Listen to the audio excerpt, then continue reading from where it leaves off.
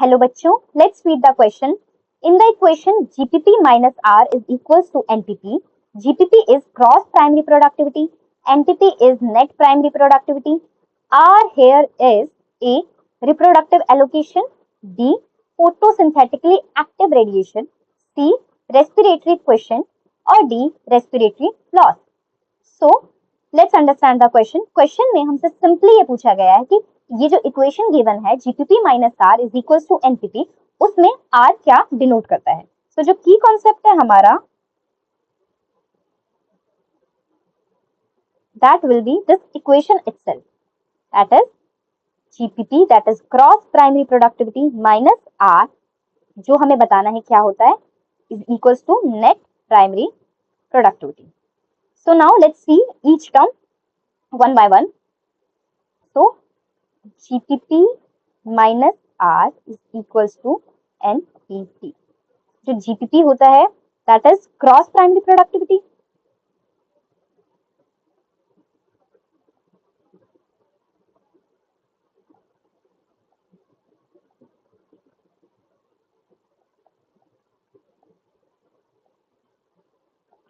इसका मतलब क्या होता है?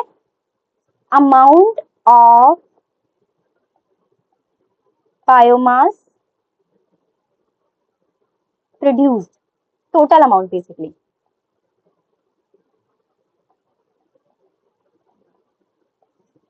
इसको हम क्या बोलते हैं? Gross primary productivity.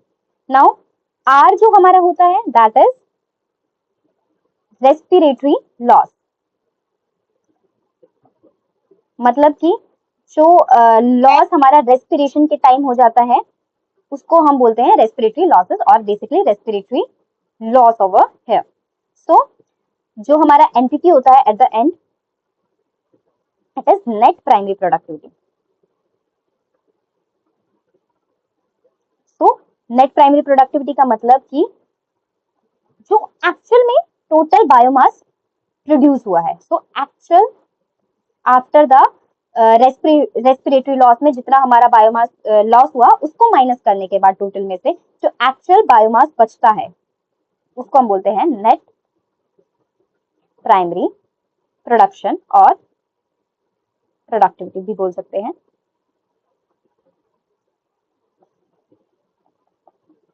और we denote it as NPP. So जो हमारा जीपीपी होता है हमने देखा ग्रॉस प्राइमरी प्रोडक्टिविटी, जो टोटल बायोमास प्रोड्यूस होता है, अगर उसमें से हम रेस्पिरेटरी लॉस को माइनस कर दें तो हमारे पास बच जाता है NPP, that is net primary productivity. So now let's see the option one by one. A is saying respiratory location allocation, which is not correct. D is saying photosynthetically active radiation. This is also not correct. C is saying respiratory quotient. This is also not correct. D is saying respiratory loss. This is the correct answer for this question, where R denotes respiratory loss in this given equation. So the correct answer will be option D, that is respiratory loss. That's it for the question. I hope you understand it well. All the best.